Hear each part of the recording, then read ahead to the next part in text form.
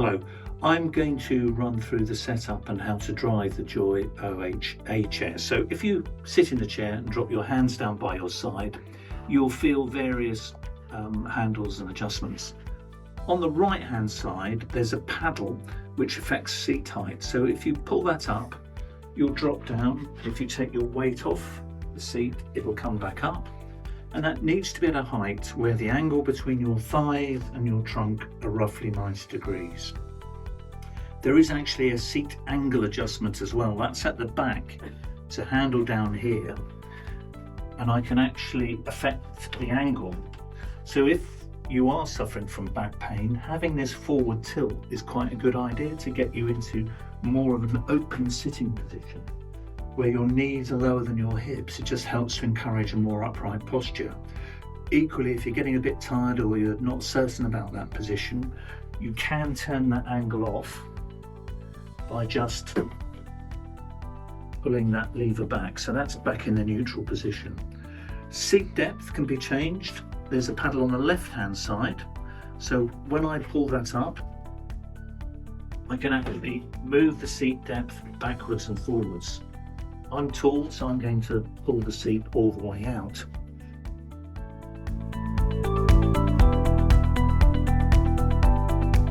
Backrest.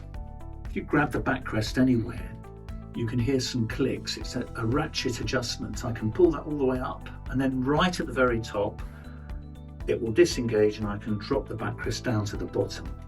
And the idea is to get the protruding area of the backrest, the lumbar, in the small of your back to marry up with your lumbar support. So I'm having that reasonably high.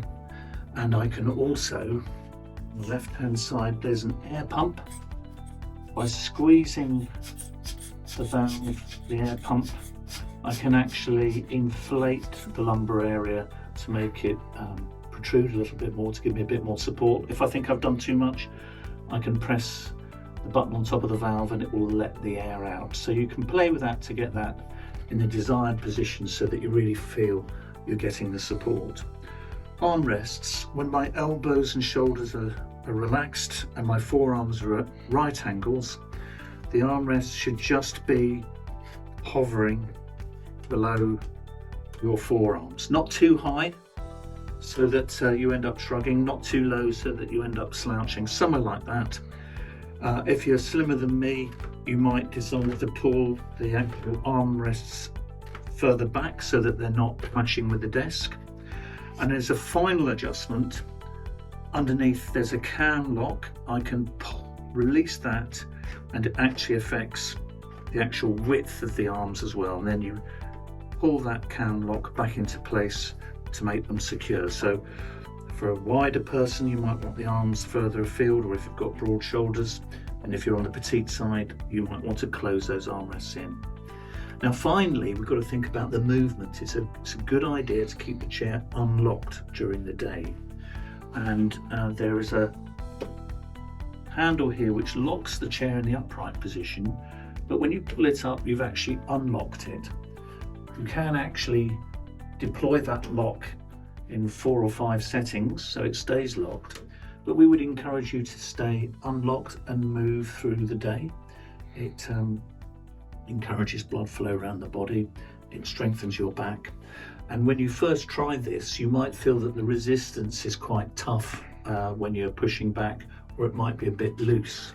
This final hand wheel here affects that amount of the resistance, the tension in the recline. So I'm going to unwind that, and you might have to do it 10-20 times. Try that again. That's now loosening up for me. I might want to rotate another 4 or 5. Now that's moving quite freely now. It's not too soft, it's not too firm, and when I'm typing or talking to colleagues, or I'm grabbing the phone and talking to people, all the time I'm staying a little bit more active. So that is the setup. And then when you pull yourself over to the desk, if you have a height adjustable desk, make sure that the desk comes to you rather than you drop down to the desk. So for me, when my hands are hovering over the keyboard, because I'm a bit taller, I'm over 6 foot, the desk is probably going to come up 2 or 3 centimeters. If I'm on the short side, perhaps 5 foot or under, I might want to drop the desk down.